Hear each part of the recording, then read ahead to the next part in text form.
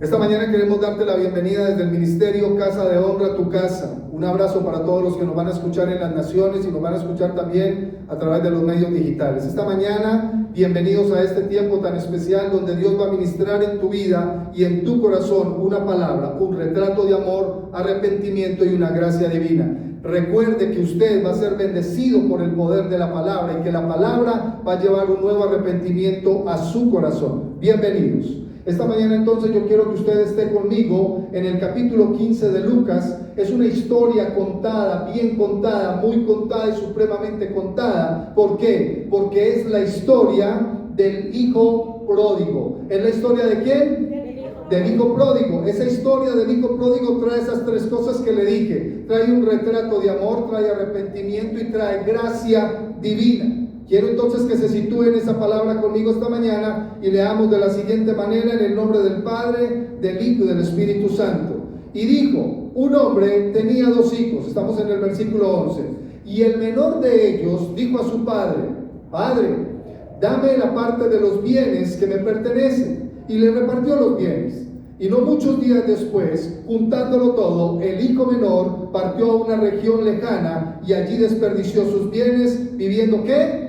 Perdidamente. Por eso es necesario que tú tengas la palabra cuando estemos en la reunión para que puedas seguir la lectura. ¿Y viviendo qué? Perdidamente. Recuerde que ese es un texto clave en esta palabra de hoy.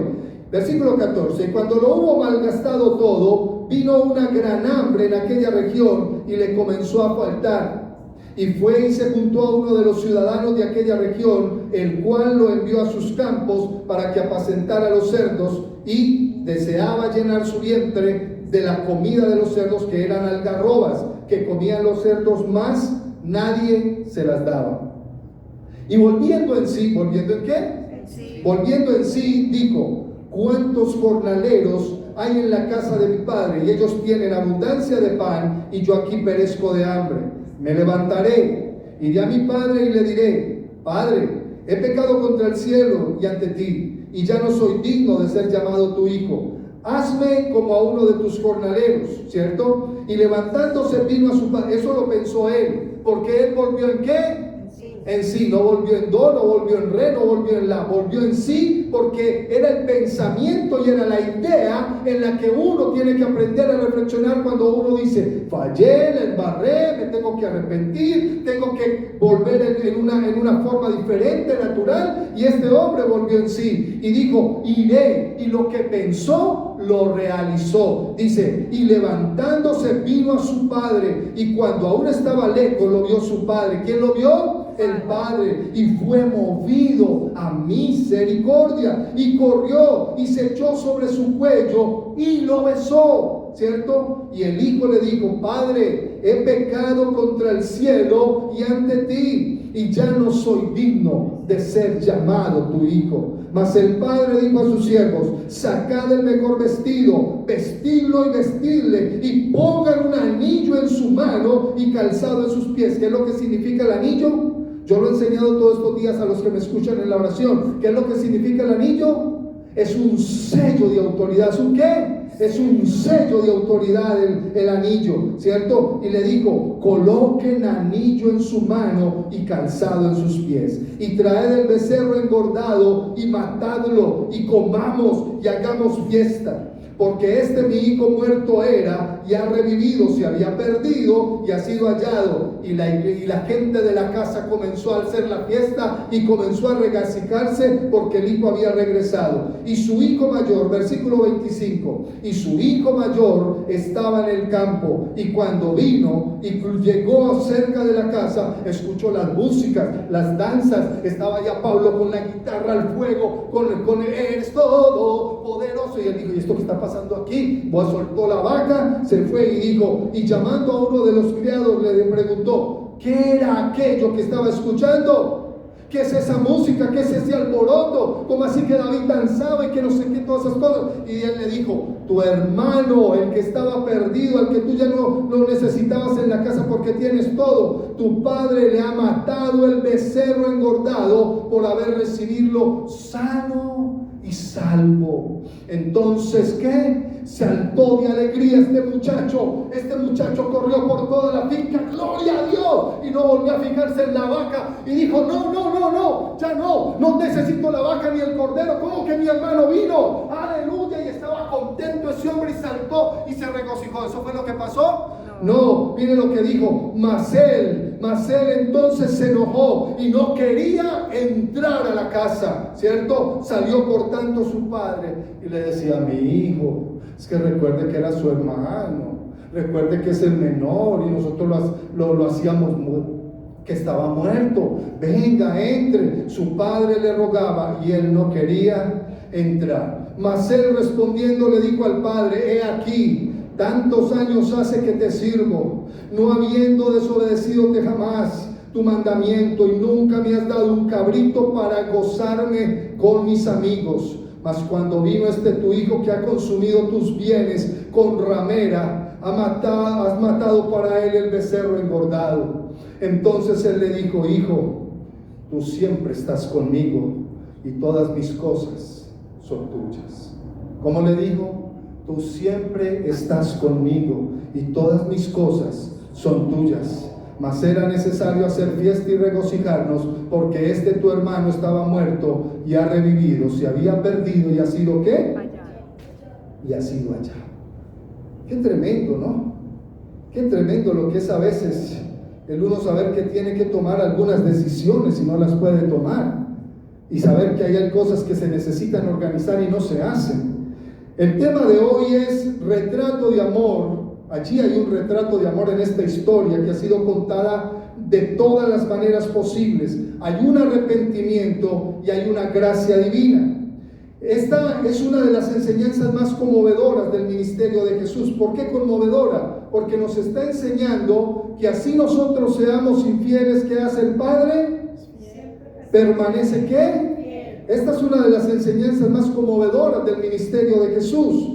Es una revelación directa del corazón de Dios a los pecadores. No solamente es una enseñanza, sino que es una revelación directa del corazón de Dios a los pecadores, porque necesita venir el arrepentimiento en la tierra. Y es una declaración viva del carácter de Dios. Un padre que nunca se cansó de esperar al arrepentido y que cuando vino celebró con gozo la restauración de su hijo. ¿Cuántos dicen amén? Amén.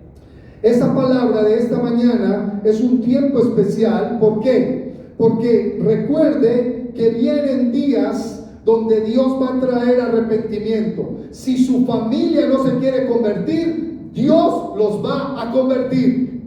Si su familia no quiere caminar, Dios va a hacer que se encuentren la salvación en el camino. Hay personas que a las que les hemos predicado y hemos orado por ellos y dicen, no, yo ahorita no quiero, a mí no me interesa, pero va a llegar un momento en el camino en el que Dios los va a conquistar, Dios los va a traer y nos los vamos a ir encontrando y van a decir, ay, lo que tú me decías era verdad, ahora ya lo estoy experimentando, ahora ya lo estoy viviendo. ¿Y por qué? Porque le entregué mi vida a Jesús, porque ahora ya me arrepentí, porque ya vivo para Jesús, ¿cierto? Mire que este hombre en su retrato de amor era el hijo menor, y al final de esta enseñanza nos vamos a dar cuenta el por qué era tan importante entender que tú no mereces la herencia a menos que haya una voluntad de alguien que está en vida y diga, yo te quiero dar mi herencia. Yo quiero poner herencia en tu vida para cuando yo parta no queden peleando por nada, ¿cierto? Y allí en el antiguo oriente, en el oriente, donde estaba el padre, donde se desarrolla esta historia, no se podía exigir la herencia, porque esa herencia, al ser exigida en vida, eso tenía consecuencias letales. Este hombre dice que allí un hombre tenía dos hijos, tenía uno menor y tenía uno mayor. A veces en casa se prefieren los menores o también se prefieren los mayores. Eso es normal, eso es una cosa cotidiana en la vida de las familias, ¿cierto? Y este hombre, el menor, según el versículo 1, el versículo 12, exigió la herencia de parte del padre. En la cultura judía era un acto sumamente ofensivo. ¿Era un acto qué?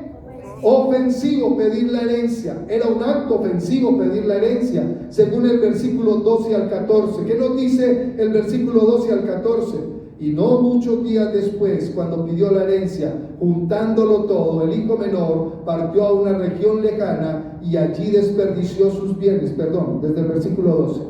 Y el menor de ellos dijo a su padre: Padre, dame la parte de los bienes que me pertenecen. Y le repartió los bienes. ¿Usted cree que un padre en vida puede repartir herencia? Dígame que sí. Dígame que sí. ¿Un padre en vida puede repartir la herencia? Yo sí lo creo, ¿cierto? ¿Usted cree que después de repartir la herencia y el padre partir, usted cree que la gente va a quedar contenta? No. Vamos a buscar algo más. Yo tengo una historia. Tuve un amigo con el cual trabajé, un señor con el cual trabajé hace muchísimos años, ¿cierto? Y este hombre era un hombre de una empresa importante acá en el sector de Itagüí. Y el hombre no solamente se quedó siendo un trabajador, sino que llegó a ser un mayorista de esta empresa, ¿cierto? De las bebidas de acá de Itagüí. Una empresa que producía bebidas alcohólicas, las produce todavía.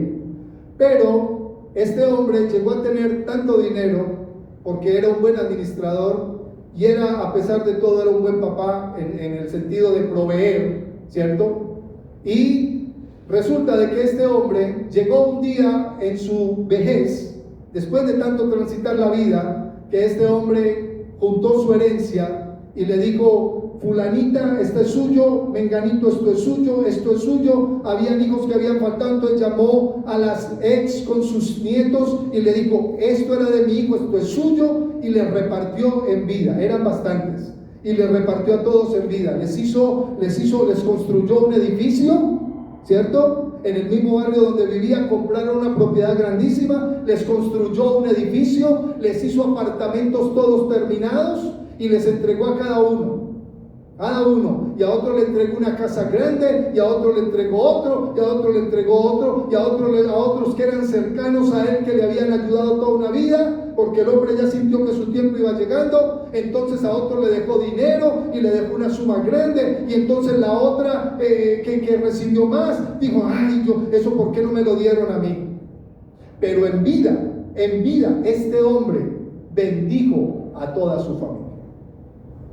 Cuando terminó la vida de este hombre, cuando él partió, la gente, sus hijos, quedaron peleando por lo demás que quedaba. Una de las hijas de él, que fue con la que más quedó, que trabajó toda una vida con él, al lado de él, y que fue a la que más le quedó, él le dejó una herencia a otra persona, le dejó parte de su bendición a otra persona. Y ellos nunca le dieron el dinero, se robaron el dinero, se quedaron con el dinero de la persona. Pero aún después de muerto este hombre, ellos quedaron peleando por la herencia, sabiendo que en vida ya les habían repartido. Entonces, ¿qué cometió el hijo menor? El hijo menor, al reclamar la herencia, ¿cierto? En la cultura judía, eso era un acto sumamente ofensivo. No se da la herencia hasta que no muera el testador. Lo mismo fue con Jesús. Jesús tuvo que morir para poder traernos a nosotros, ¿qué? Una herencia de vida eterna. No importa que él haya resucitado, porque la herencia también traía vida eterna. Pero Jesús tuvo que morir para poder que nosotros recibiéramos la herencia. Amén. El Padre descarta la muerte, ¿cierto?, para recibir. Descartó. El padre de este hombre hubiera deseado, cuando le estaba reclamando la herencia, el padre sabe que estaba haciendo el hijo menor. Le estaba deseando la muerte al padre para poder recibir su dinero. Pero esta historia muestra un cuadro donde hay un retrato de amor. ¿Y sabe por qué? Porque usted no se desprende fácilmente de lo que Dios a usted le ha entregado. Porque es que a usted le ha costado sacrificio, a usted le costó entrega, a usted le costó trabajo. Es que las cosas no se ganan de la noche a la mañana. Un padre puede dejar herencia porque ha sido su trabajo, porque ha sido su esfuerzo. ¿Y sabe cuál es la cultura que tenemos hoy? Los hijos echando a los padres de sus casas. Y si usted no me paga, se va. Y así usted me estorba, se va. Eso es lo que estamos viviendo hoy en día. Hoy en día no se respeta. 2 jóvenes fueron condenados en Estados Unidos, 2 muchachos muy jóvenes, eran casi como si fueran gemelos. Fueron condenados en los Estados Unidos hace algunos años. ¿Y sabe por qué? Porque ellos mismos se encargaron un día de matar a sus propios padres, porque ellos eran multimillonarios, para quedarse con toda la herencia.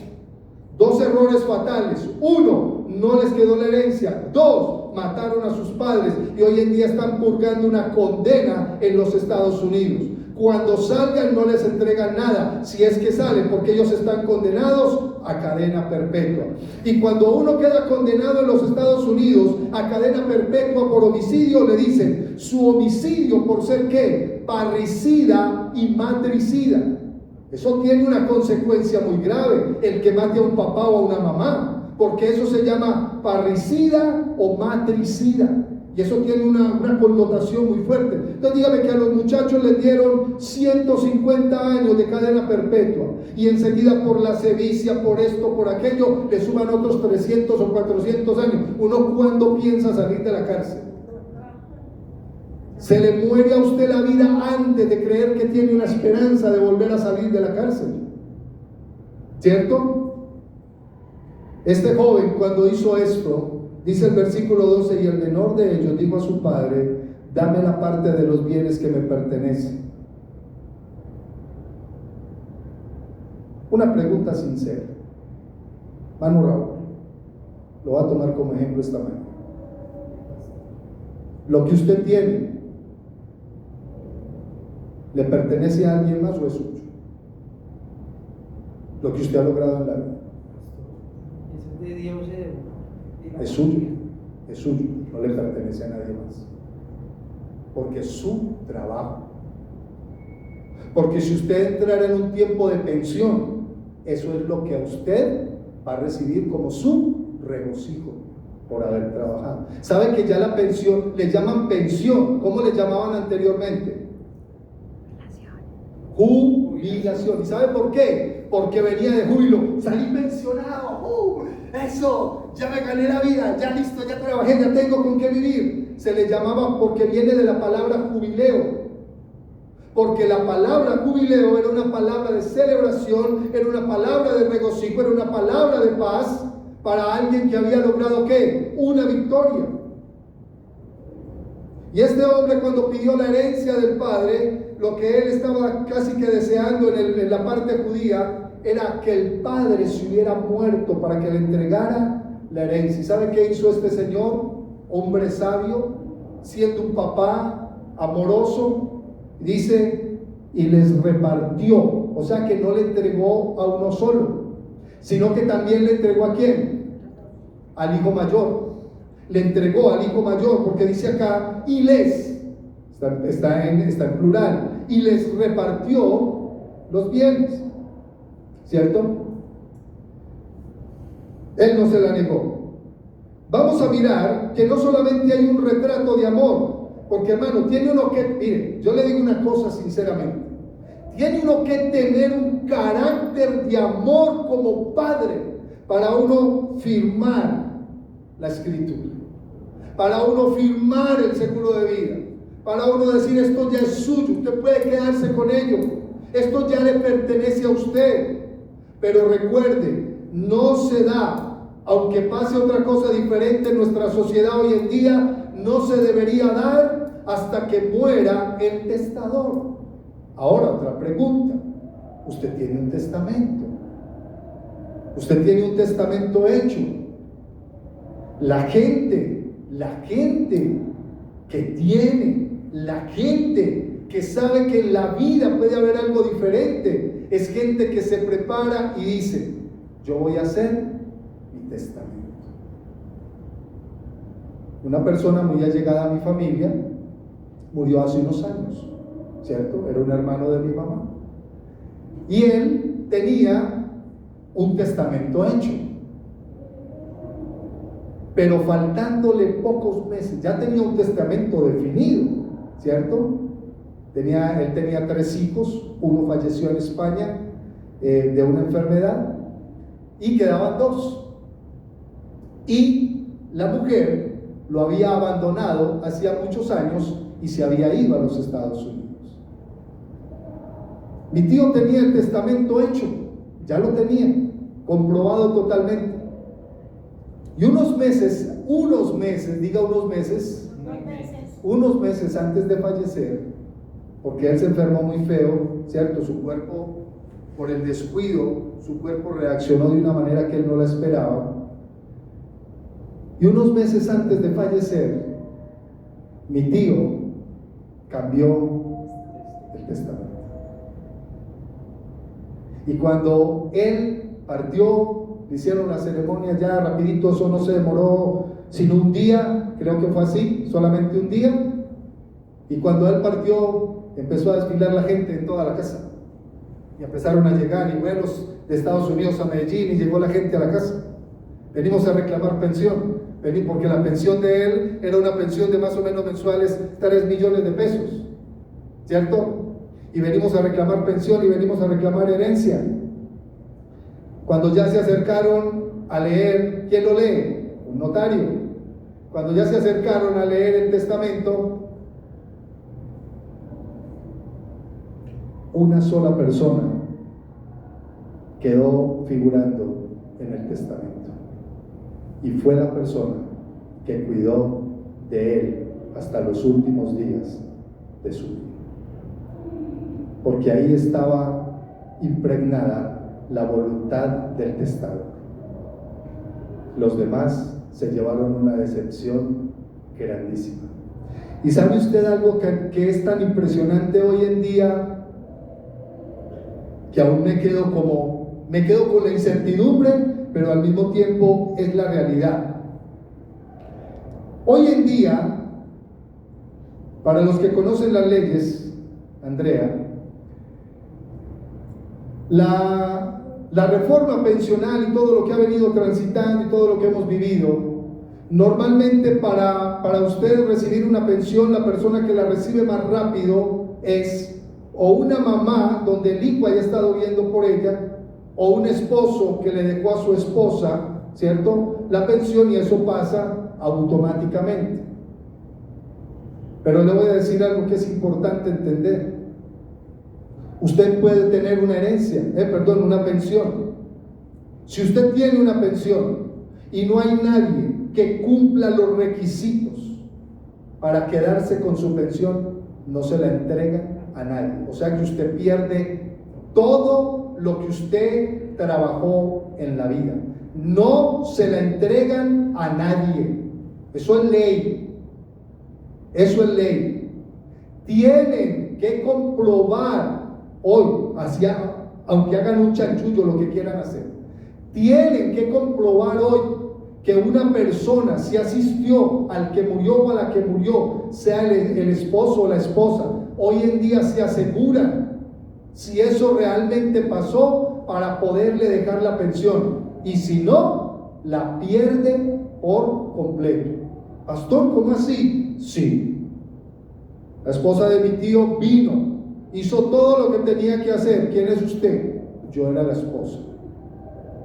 Y en Colpensiones hicieron 3 llamaditas, solo 3. Llamaron a alguien cercano a la familia, llamaron a una hermana y llamaron a otro hermano. Sin saberlo. Buenas, usted es fulana de tal, sí, haga un favor, háblenos de tal persona con tal persona. ¿Esa persona estaba vigente en la vida de este señor?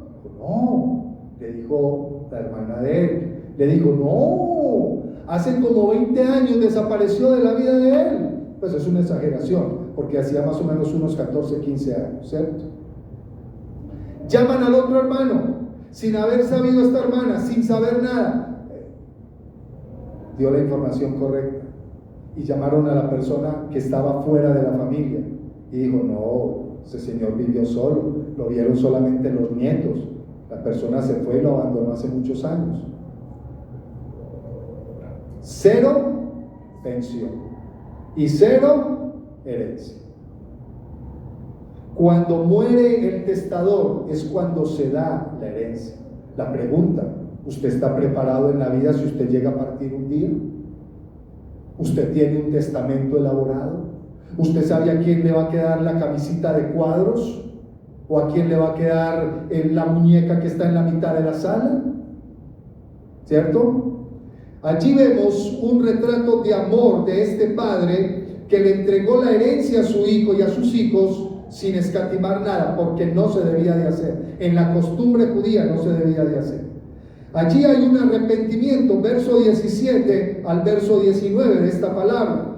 En el verso 17 nos dice lo siguiente: y volviendo en qué, reflexionó, se humilló, pensó. Pero antes de eso, ¿sabe qué le había pasado a este hombre? Este hombre se fue, vivió perdidamente, malgastó todo, y vino una gran hambre en aquella región y le comenzó a faltar.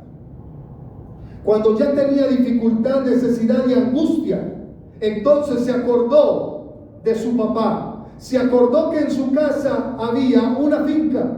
Se acordó que en su casa daban más de las 3 comidas diarias y bien recargadas. Y se acordó que allí lo respetaban, pero él quiso experimentar. No quería el retrato de amor, quería vivir una vida diferente. Y no solamente una vida diferente. ¿Sabe que hoy en día hay personas que ni una vida diferente quieren vivir porque ya no le encuentran sentido a la vida? Los índices más grandes de querer abandonar un hogar, de querer abandonar una casa, de querer abandonar a los padres, aún se está tornando en algo que se llama suicidio colectivo. Pastor, ¿usted de qué está hablando? Un joven se paró en uno de los puentes más grandes de Colombia esta semana. Estuvo parado mucho rato ahí porque el video que tomaron y la cámara lo muestra. Un joven no tenía 17 años, no los tenía. Y el joven se paró en el puente mirando hacia el vacío. Hacia el vacío. Yo creo que era el puente de Pereira. Yo pasé por ese puente en algún momento y es muy fuerte, es muy alto, en ese viaducto. Y se paró allí, el video lo muestra parado allí. No tenía un horizonte, no tenía un norte, no tenía un sur, no tenía un occidente, no había dónde mirar. Se le perdió la vida. Y bien vestido, bien organizado, se lanzó al vacío. Porque cuando no sabemos valorar la vida, cuando no tenemos un retrato de amor, cuando no hay un arrepentimiento, nuestra vida no puede llegar a nada. Pero aquí Dios está mostrando una historia que nos enseña que sí podemos retornar después de haber vivido algo que no era correcto en nuestra vida y que podemos alcanzar un arrepentimiento. Amén. Versículo 17 dice: y volviendo en sí después de la situación, dijo: ¿cuántos jornaleros en casa de mi padre tienen abundancia de pan? Y a veces nosotros tenemos abundancia de pan y despreciamos el pan que tenemos. Lo despreciamos. Y dice: ¿cuántos jornaleros en la casa de mi padre tienen abundancia de pan? Y yo aquí perezco de hambre. ¿Sabe por qué? Porque la comida que le daban a los cerdos no era apta para seres humanos. ¿Qué se le da a los cerdos? Aguamasa. ¿Que cómo se llama normalmente? Eso tiene un nombre. ¿Cómo se recogen esos residuos? Pero eso tiene otro nombre, ¿cierto? Y eso es lo que se prepara para darle a los cerdos. No se podía consumir la comida de los cerdos aunque los mantuvieran limpios, porque ellos volvían al lodo y se encharcaban y se ponían negros del lodo. Y dice: me levantaré, versículo 18, me levantaré e iré a mi padre y le diré: Padre, he pecado contra el cielo y ante ti. Pero fue ¿qué? El pensamiento. Todavía no había ejecutado la acción, solamente era el pensamiento. versículo 19, y viene desde ahí, desde que él volvió en sí, viene el arrepentimiento y dice: ya no soy digno de ser llamado tu hijo, hazme como uno de tus jornaleros. Lo primero es un retrato de amor. ¿A quién es la herencia? Toma la herencia. Eso es tuyo. Llévatelo si quieres, no hay ningún problema. Yo no voy a pelear contigo. ¿Te quieres ir de la casa? Vete de la casa. No hay ningún problema. Dicen por ahí que el hijo agradecido vuelve. Pero yo digo, tiene que haber un arrepentimiento, porque mucha gente se fue de la casa dando la espalda, aborreciendo la casa, dando la espalda, ignorando a los demás, sabiendo que esa no era la manera de salir de un hogar, ¿cierto? Entonces, él dijo, en la acción dijo: me levantaré e iré a mi padre y le diré: Padre, he pecado contra el cielo y contra ti, y ya no soy digno de ser llamado tu hijo. ¿Usted qué cree? ¿Que si él volvía a la casa le iban a decir don Raúl, o le iban a decir don José, o lo iban a llamar como el hijo del Señor, que era el dueño de la casa? ¿Cómo lo iban a llamar? Porque él dijo: Padre, le diré, ya no soy digno de ser llamado tu hijo. Ya no me muestres ese amor que me mostrabas cuando yo estaba aquí dentro de la casa, dentro de la finca. Ahora solo quiero ser uno de tus jornaleros, porque donde estaba muriendo de hambre. Yo viví algunas experiencias hace unos años y me tocó en la calle ver el hambre físico, el hambre físico.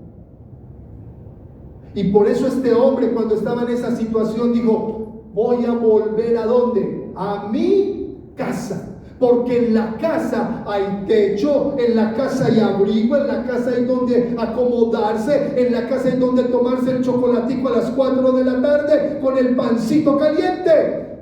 Y dijo: volveré a la casa de mi padre. Y nadie nos dice, que fuera verdad o no verdad, que en las noches en esa hacienda hacían asado, y eso olía delicioso, carne asada para todo el mundo.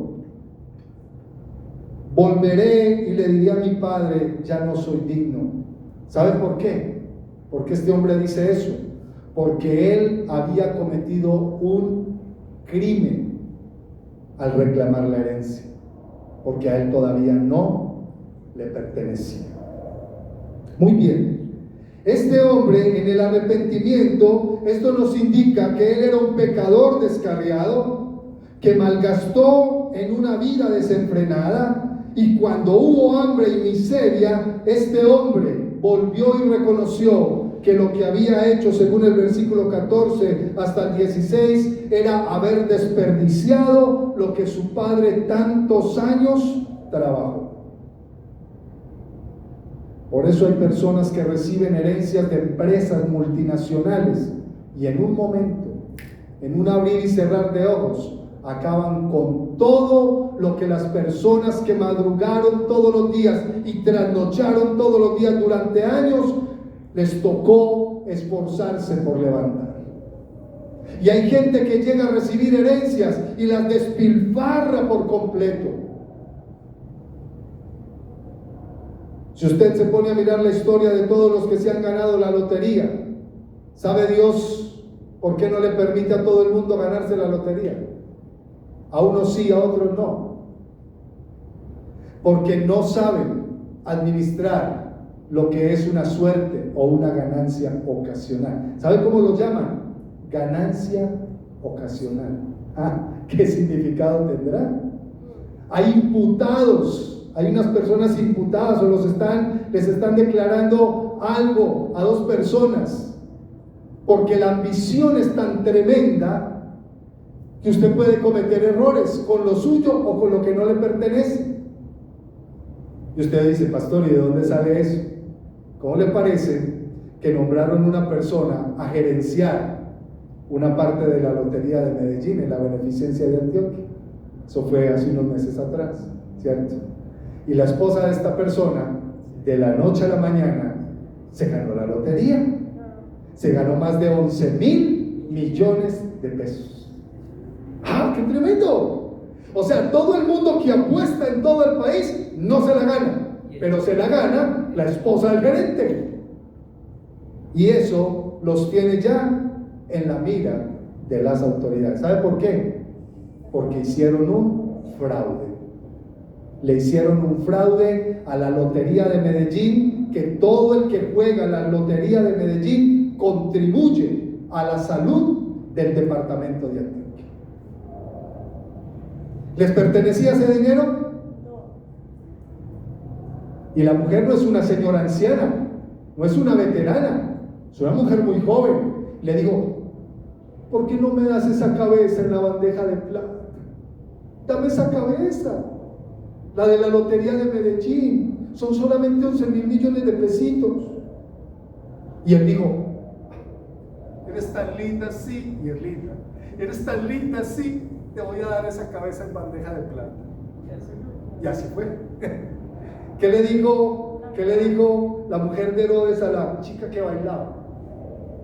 Yo no sé si ella bailaba así o de qué manera. Le dijo, ¿qué quieres? ¿Qué le dijo Herodes? La cabeza de... Quiero la cabeza de Juan el Bautista. Pues ya mismo, porque no la pidió antes. Y se la mandó a cortar. ¿Cierto? Desperdició los bienes que el padre le había entregado. Hermano, qué tristeza, cómo desperdició los bienes. Y terminamos con otro punto, que es el tercer punto. Lo primero es que, ¿un retrato de qué? De amor. Dios te puede dar un retrato de amor. ¿Sabes por qué? Porque tú eres su hijo. Pero no malgastes ni juegues con lo que Dios te ha entregado. Por eso, cuando Dios nos ha instado a nosotros, o cuando Dios nos ha hablado, o cuando Dios nos ha dicho que Él nos va a poner en una buena posición, que nos va a enriquecer, que nos va a bendecir para que seamos también bendición a otros, tenemos que tener cuidado cómo vamos a prepararnos para poder hacer lo que el Señor nos ha dicho que va a hacer con nosotros. Porque tú no puedes coger los bienes de Dios y desperdiciarlos de cualquier manera. Porque recuerda que lo que Dios te ha entregado es santificado. Y cuando tú lees la palabra, esta palabra que le daba el Señor a la pastora Luz Dari, le digo, haz la obra y no escatimes en gastos. Y me imagino que ella en algún momento se puso a pensar, bueno, ¿y cómo voy a hacer la obra? Si me muevo de este local a otro local, ¿qué hago? Si compro un terreno, ¿qué hago? Y al final del texto que leímos, ¿cierto? En Ageo, porque yo traté dos textos, traté Isaías y traté Ageo. Y en Ageo capítulo 2, al final de los versículos que hemos tratado ahí, él le dice, mía es la plata. Si te estás preguntando cómo lo vas a hacer, mía es la plata y mío es el oro. Y la firma del cheque, Jehová de los ejércitos.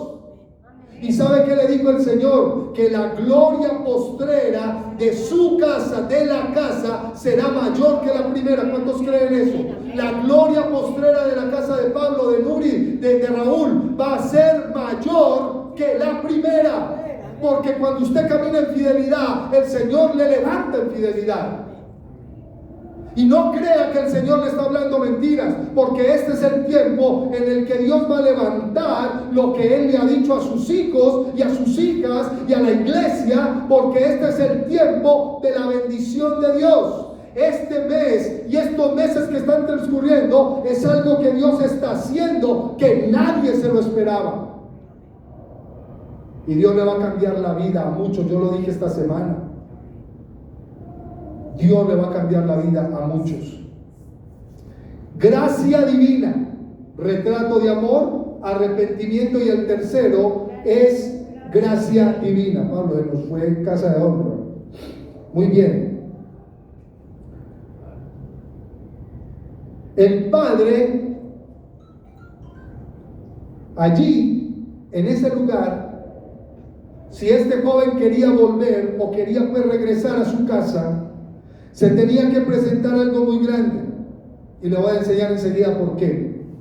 Dice que el padre todos los días salía a la montañita a mirar si su hijo regresaba. se paraba en el montecito a mirar si su hijo regresaba. Y dice que el joven regresó y cumplió lo que pensó. Y cuando su padre lo vio, aún estando lejos, lo vio y fue movido a misericordia y corrió y se echó sobre su cuello y lo besó. Lo abrazó, le dijo: ¡qué alegría! O sea, ¡qué bendición tenerte nuevamente en casa! Porque el padre no lo había despreciado, el padre lo estaba esperando. Por eso tiene que haber arrepentimiento, salvación, gracia divina y vida eterna. Amén. Y dice que vino y fue movido el padre a misericordia, lo abrazó, lo besó. Y el hijo le dijo: Padre, mire que cumplió lo que pensó. He pecado contra el cielo y ante ti, y ya no soy digno de ser llamado tu hijo. No solamente volvió en sí, sino que lo volvió una acción permanente. Porque por todo el camino él iba pensando, iba repitiendo: le voy a decir Padre, y si se me enreda la lengua no importa, vuelvo y empiezo: Padre, perdóname, ya no soy digno. Y aquí cuando dice la palabra de Dios, dice versículo 21, la gracia divina se aplicó de tal manera que el hijo le dijo: Padre, he pecado contra el cielo y ante ti, y ya no soy digno de ser llamado tu hijo. Versículo 22, mas el padre dijo a sus siervos: sacad el mejor vestido y vestidlo, y ponedle un anillo en su mano, y pongan calzado en sus pies. Traigan el becerro gordo y mátenlo, y comamos y hagamos fiesta, porque mi hijo muerto era y ha revivido, se había perdido y ha sido ¿qué? Hallado. Y comenzaron a gozarse en toda la finca. Termino con el último punto de este espacio, como una reflexión más pequeña, pero quiero dársela en esta hora. Del versículo 20 al versículo 24, ¿cierto? Se nos enseña que hay una gracia divina por este hijo regresar. Lo mismo que cuando usted regresa al Señor, lo mismo que cuando usted camina en fidelidad con el Señor. Y una de las cosas importantes es que hubo fiesta, pero le voy a redactar qué era lo que hubiera pasado. En la tradición hebrea existía una frase que se llama kesasá, primero con S y luego con Z. Esa palabra se llama kesasá, con K de Kepis. La aldea, ¿qué significaba kesasá? Que el hijo que se había ido llevándose la herencia y había ido de la casa sin pertenecerle lo que había pedido, la aldea se quedaba esperando, porque la aldea donde él vivía sabía que algún día iba a regresar.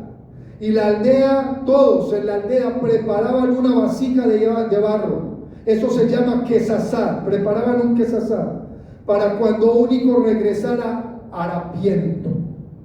Rompían el kesasá cuando lo veían llegar. Toda la aldea se juntaba alrededor de él y tomaban las vasijas de barro y se las quebraban a los pies. Toda la aldea, cada uno con su vasija, le quebraban la vasija a los pies y le decían kesasá, y lo maldecían. Entonces el padre lo vio y corrió y lo alcanzó, y se quedaron con sus vasijas en sus manos y no las pudieron quebrar, no lo pudieron maldecir. Él lo besó y lo abrazó y le devolvió todo. ¿Sabe qué ponía la aldea sobre este joven que se había ido? Ponía la maldición más tremenda que usted no se alcanza a imaginar. Lo maldecían para la vida, lo maldecían por haberse gastado lo del padre, lo maldecían por haber llegado a harapiento, lo maldecían por haber arruinado a la familia. Eso se llama, quebrar la vasija se llamaba kesasá. Y cuando lo veían llegar se las quebraban y lo maldecían para siempre. Pero ¿sabe qué hizo el Señor en los cielos? Él dijo: Padre, perdónalos, porque no saben lo que hacen. ¿Qué hizo el padre de la historia? Se fue, lo abrazó, lo besó, corrió. Dice la Biblia que corrió. ¿Y corrió por qué? Corrió antes de que la aldea lo viera, porque necesitaba protegerlo de que no se lo fueran a maldecir.